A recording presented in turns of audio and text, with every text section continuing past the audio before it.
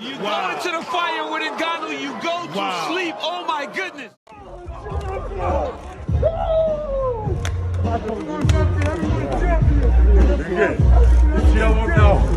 Good. Good.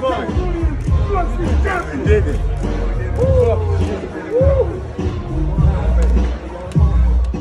You know, the emotion that time is unexplainable, you know. It's just so great.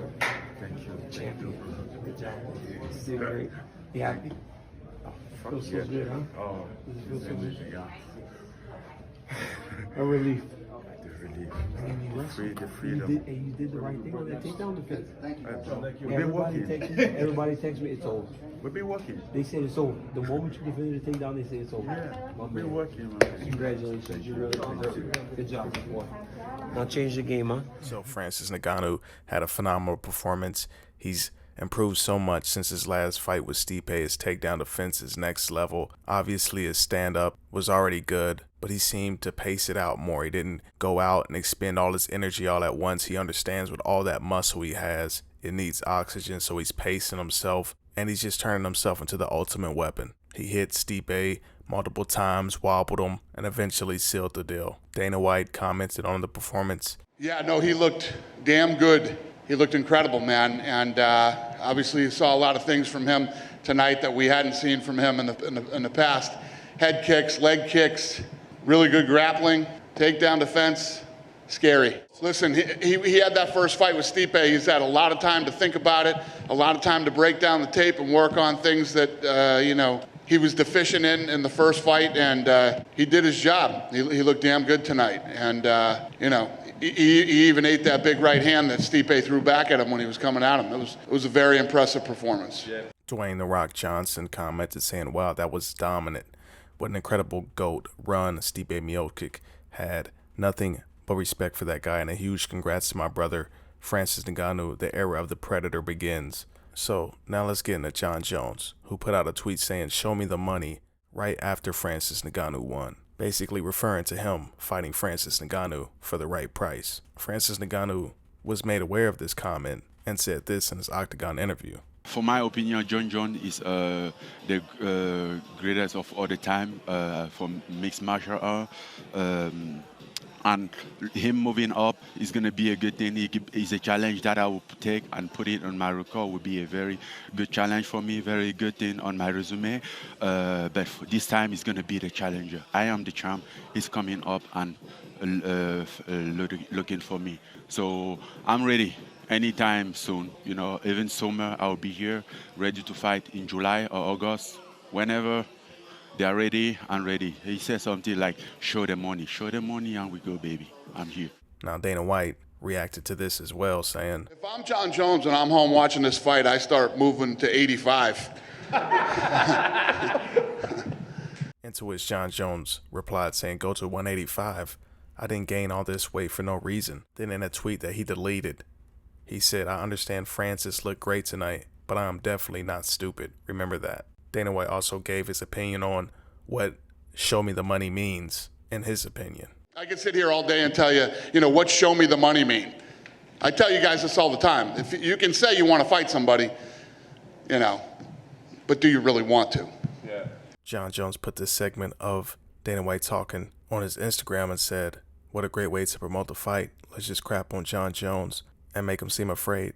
How dare he ask to get paid serious money for a serious fight? Now, Jon Jones went on a tirade of tweets, some of which are deleted, basically voicing his opinion. He said, if anyone is wondering if I really want to fight, the answer is yes.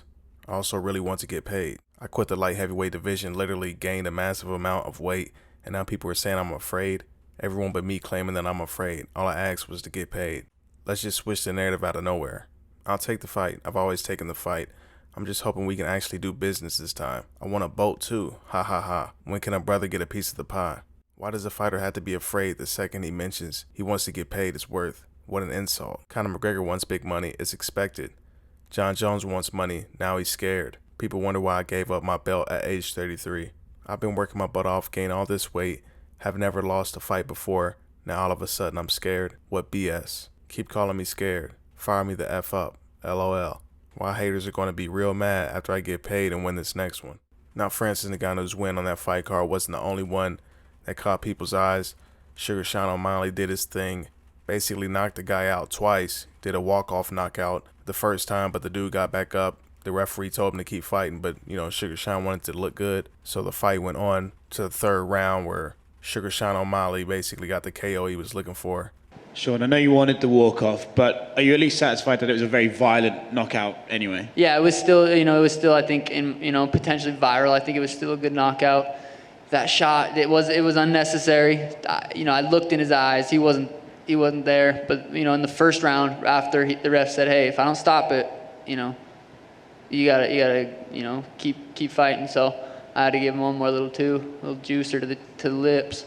Tyron Woodley was put in a situation where he almost had to win this fight. In most people's eyes, to stay in the UFC, he's getting older in age, and he's lost his last 3 in almost all the rounds, if not all of them, in those last 3 fights. And it was not looking good. He fought Vincent LeCue, who put on a great performance.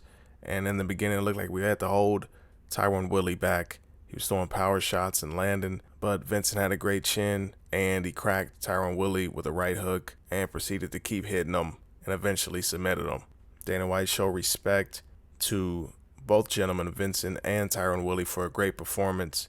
And Dana White kind of indirectly said that, hey, Tyron Woodley's time is probably up. Fight of the night. They came to fight. Both obviously Luque, a rising star, a kid on the up, and Woodley, who takes a lot of criticism. That kid came to fight tonight, and he went out on his shield tonight, man. He came in to fight. That's what I wanted to ask, because a lot of people said if Woodley lost tonight, maybe that's the end. But he looked good in there, right? I mean, you still want to see Tyron fight again? Listen, how old's Tyron now? 39? 39. That's 4 in a row. Yeah. Jake Paul and Ben Askren fight is coming up.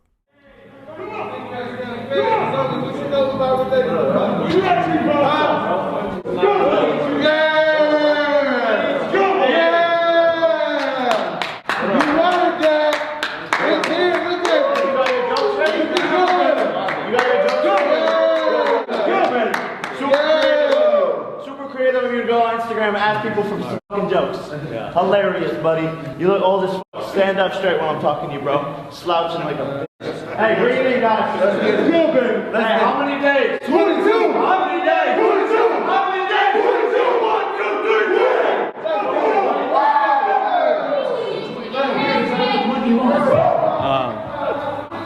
That's definitely over the 6-person bubble limit, right?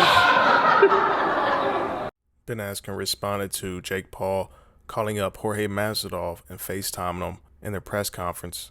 What do you think of him training with Masvidal? It's very low hanging fruit.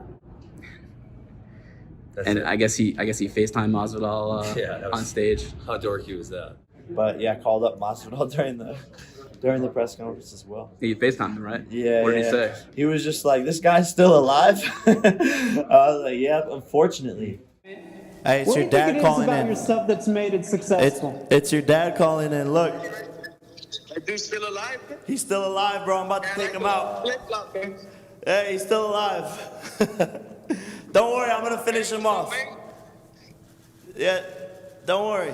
Tell him I like them flip-flops, man. He said he likes your flip-flops. That's my guy, Masvidal, maker of Ben Askren. Jake Paul will be the finisher of Ben Askren. Does that bother you, by the way, that you got knocked out in 5 seconds? Nah, it happens. It doesn't bother you? Not really. It doesn't really happen, by the way. That's only happened once. You got a record. You literally have the record. Yeah. I literally have the record. You hold the record. The record. Yeah. 5 seconds. Yes. It doesn't like haunt you at all. That like you're probably the most embarrassing fighter in UFC history. Jake, I know you have low self-esteem, but you don't need to project it onto me. So this clip doesn't bother you? I've only seen it like a million times. Doesn't bother me. Doesn't bother you? No. Are you sure? Sure. We'll do the same thing to you. Yeah, I don't think you're allowed to throw knees in boxing, Jake. Well, I'm gonna knock you out. It's the same thing. Okay. Good luck.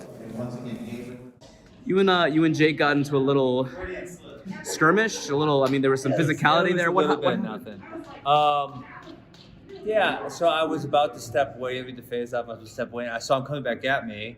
So I was just, gave him get out of my face type of thing, like a big brother would do to Logan's little brother. And you know, he didn't like that, so he gave me a body shot, like a palm body shot. It was very, very weak.